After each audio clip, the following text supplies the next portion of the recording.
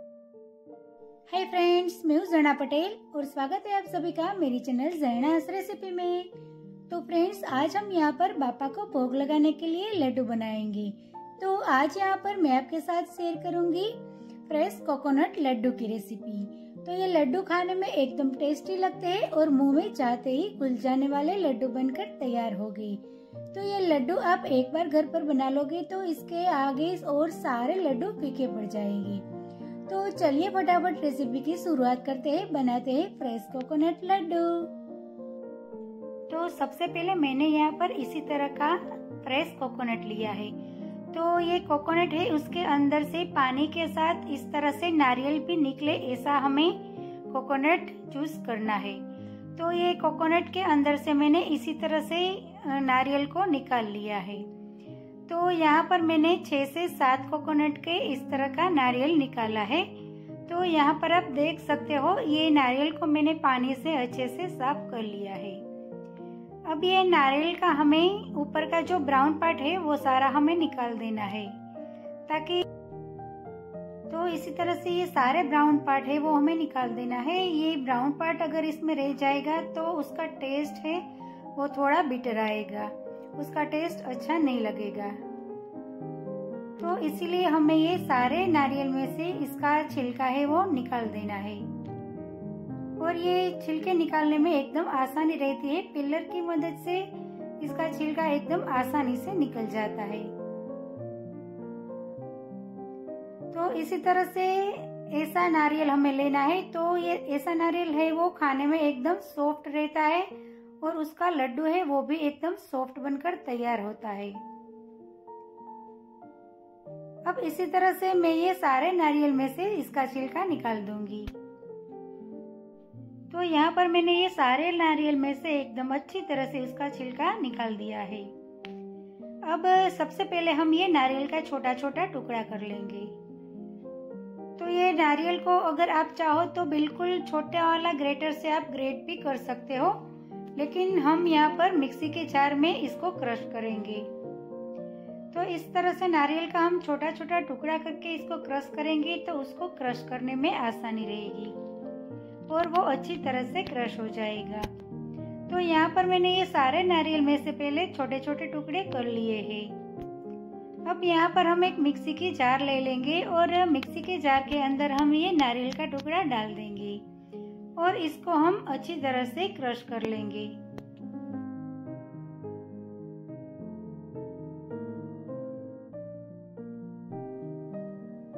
तो यहाँ पर आप देख सकते हो, ये नारियल को मैंने मिक्सी के जार में चला लिया था और इसी तरह से उसका एकदम अच्छी तरह से क्रश हो गया है। तो इसके कंसिस्टेंसी आप देख सकते हो, इसी तरह का हो जाता है तो ये एकदम सॉफ्ट होगा। अब ये सारे क्रश किया हुआ नारियल को हम एक बाउल में पहले निकाल लेते हैं। तो यहाँ पर हमने जितना नारियल का क्रश लिया है उतनी ही क्वांटिटी में हमें दूध लेना है। तो यहाँ पर मैंने 1 बाउल नारियल है तो उसके साथ 1 बाउल रेगुलर दूध लिया है। तो आपके घर में जो भी दूध आता है वही दूध का आपको इस्तेमाल करना है। अब ये दूध को हम पहले एक पैन में निकाल लेंगे। अब इसके अंदर हमें शुगर डालनी है। तो जो बाउल के माप से हमने दूध और नारियल लिया था उसी बाउल के माप से हम आधा से भी कम बाउल जितनी शुगर डालेंगे। तो ये शुगर को हमें दूध के अंदर डाल देनी है और दूध को हमें अब उबालने के लिए रख देना है। तो यहाँ पर मैंने दूध को उबालने के लिए रख दिया है। तो दूध को हमें 10 से 15 मिनट तक अच्छी तरह से उबालना है। अब ये दूध जब तक हमारा उबलता है तब तक हम नारियल का बुरादा को सेक लेंगे। तो ये दूध के पैन को मैं साइड में रख देती हूँ। तो दूसरे बाजू के गैस पर हम ये दूध को रख देंगे और यहाँ पर मैंने एक हेवी बॉटम वाला पैन रख दिया है। अब ये पैन के अंदर हम 1 से 1.5 चम्मच जितना घी डाल देंगे। तो घी को हमें पहले थोड़ा गर्म कर लेना है।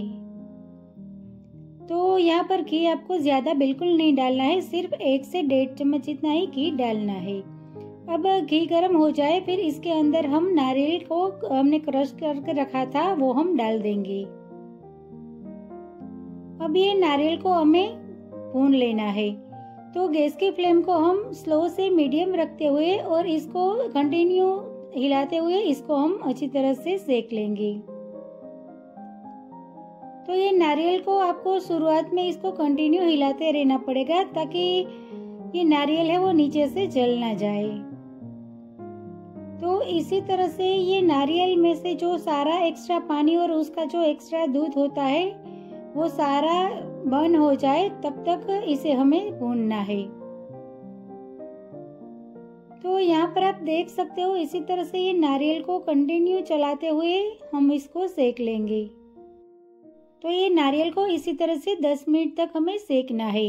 अब 10 मिनट के बाद हमने जो दूध को उबालने के लिए रखा था वो दूध हम इसके अंदर डाल देंगे। तो पहले हम थोड़ा सा दूध बचा लेंगे, अगर आपको बाद में ज़रूरत लगे तो ये दूध आप इसके अंदर डाल देना, अगर आपको ज़रूरत ना लगे तो ये दूध आप इसके अंदर मत डालना। अब दूध डालने के बाद इसको हम अच्छी तरह से हिलाएंगे। अब गैस की फ्लेम को आप फास्ट कर सकते हो, लेकिन गैस की फ्लेम को फास्ट करते समय आपको इसको कंटिन्यू हिलाते रहना पड़ेगा ताकि वो नीचे से जल ना जाए।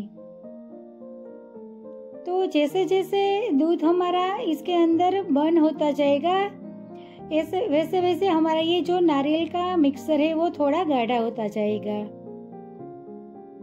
तो इसको आप गैस की फ्लेम स्लो रखते हुए भी कर सकते हो, लेकिन स्लो गैस की फ्लेम पर आपको ये पकने में ज़्यादा देर लगेगी, इसीलिए फास्ट गैस की फ्लेम पर आप इस तरह हिलाते हुए इसको अच्छी तरह से और फटाफट इसको आप पका लोगे। तो यहाँ पर आप देख सकते हो हमारा ये नारियल का मिक्सर है वो एकदम गाढ़ा होने लगा है। तो ये नारियल का मिक्सर है वो ये पैन को छोड़ ना दे तब तक इसे हमें भूनना है और इसका कलर भी थोड़ा गोल्डन ब्राउन कलर आ जाए तब तक इसे हमें सेक लेना है ताकि उसकी फ्लेवर है वो एकदम अच्छी तरह से निखर कर आए। तो यहाँ पर आप देख सकते हो मैंने इसको अच्छी तरह से सेक लिया है और इसका कलर भी थोड़ा ब्राउन हो गया है और ये पैन की सपाटी भी छोड़ने लगा है। बस अब उसी स्टेज पर हमें इसके अंदर मावा डालना है। तो जितनी हमने शुगर डाली थी उतना हम मावा डालेंगे और उसके साथ मैंने फ्लेवर के लिए थोड़ी सी इलायची पाउडर डाल दिया है।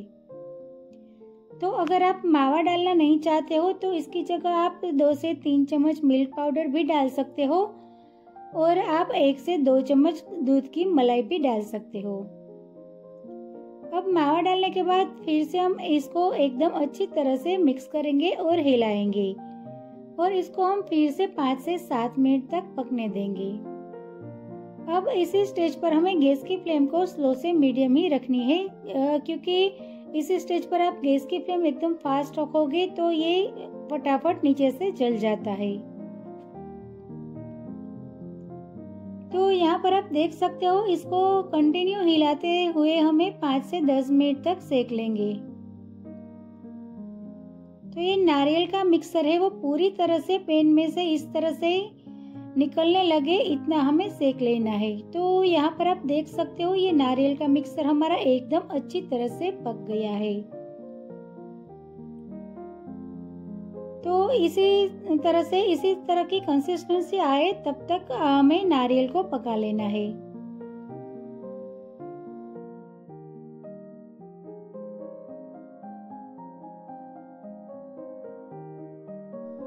अब ये हमारा लड्डू के लिए नारियल का मिक्सर है वो एकदम पूरी तरह से और एकदम अच्छी तरह से तैयार हो गया है। तो गैस की फ्लेम को अब हम बंद कर देंगे और गैस की फ्लेम को बंद करने के बाद 1 से 2 मिनट तक इसी तरह से हम पैन में ही इसको हिलाएंगे। तो 1 से 2 मिनट के बाद ये मिक्सर को हम एक थाली में निकाल लेंगे। तो यहाँ पर मैंने ये मिक्सर को एक थाली में निकाल लिया है।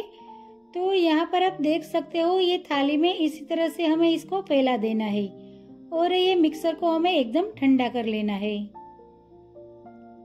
तो इसी तरह से थाली में फैलाकर हम 20 से 25 मिनट तक इसको ऐसे ही छोड़ देंगे।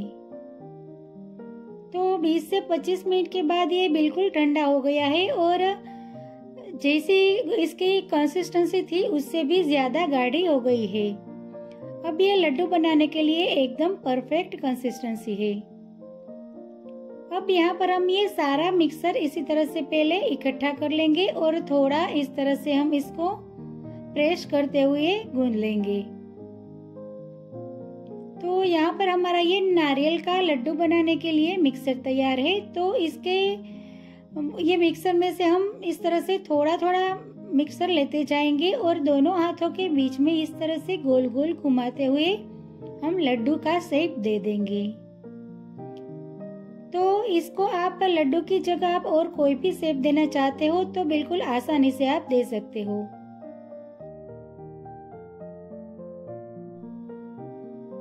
तो इसी तरह से हम ये सारे मिक्सर में से सारे लड्डू बना लेंगे। तो आप चाहो तो इसके अंदर आप ड्राई फ्रूट भी डाल सकते हो, लेकिन ये नारियल का जो टेस्ट है वो इतना बढ़िया आता है कि इसके साथ हमें कुछ भी डालने की जरूरत बिल्कुल भी नहीं है। तो यहाँ पर मैंने ये सारे लड्डू बनाकर तैयार कर लिए हैं। अब यहाँ पर मैंने एक बाउल में सूखा नारियल का बुरादा लिया है। अब ये सारे लड्डू को हम ये नारियल के बुरादे में इस तरह से कोट करेंगे। तो इसी तरह से इसको कोट करने के बाद हाथ में लेकर इस तरह हिलाते हुए हमें इसका जो एक्स्ट्रा नारियल का बुरादा है वो हम निकाल देंगे और जितनी जरूरत है उतना नारियल का बुरादा ये लड्डू के ऊपर चिपक जाएगा। तो इसी तरह से नारियल का बुरादा में कोट करने से उसका लुक है वो भी बढ़ जाता है, वो दिखने में भी एकदम सुंदर लगता है और खाने में भी एकदम टेस्टी लगता है। तो इसी तरह से हम ये सारे लड्डू को ये नारियल के बुरादे में अच्छे से कोट कर लेंगे।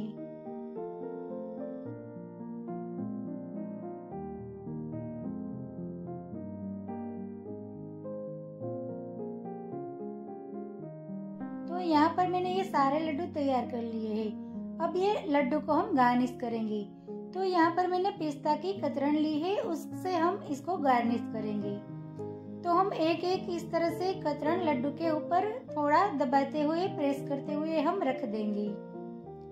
तो ये पिस्ता की जगह आप बादाम की या तो फिर काजू का टुकड़ा भी रख सकते हो और इसकी जगह आप थोड़ा सा रोज पेटल भी रख सकते हो। तो उससे भी ये लड्डू का जो लुक है वो एकदम बढ़ जाता है। अब यहाँ पर मैंने ये सारे लड्डू के ऊपर पिस्ता रख दिया है। तो यहाँ पर आप देख सकते हो हमारे ये नारियल का लड्डू है वो बनकर बिल्कुल तैयार है। तो चलिए फटाफट हम गणपति बापा को भोग लगा देते हैं।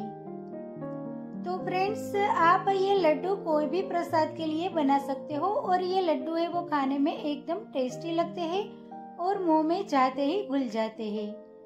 तो इसी तरह से यहाँ पर हमारा ये फ्रेश कोकोनट लड्डू बनकर बिल्कुल तैयार है। तो फ्रेंड्स, आप इस बार गणेश चतुर्थी के अवसर पर एक बार ये प्रसाद अपने घर पर जरूर ट्राई करना। और फ्रेंड्स, आपको मेरा आज का ये वीडियो रेसिपी अच्छी लगी तो मेरे वीडियो को लाइक करें, अपने फ्रेंड्स के साथ शेयर करें और मेरे चैनल को सब्सक्राइब करें। मिलते हैं एक ऐसे ही नई रेसिपी के साथ अगले वीडियो में। तब तक के लिए bye bye. Thank you so much.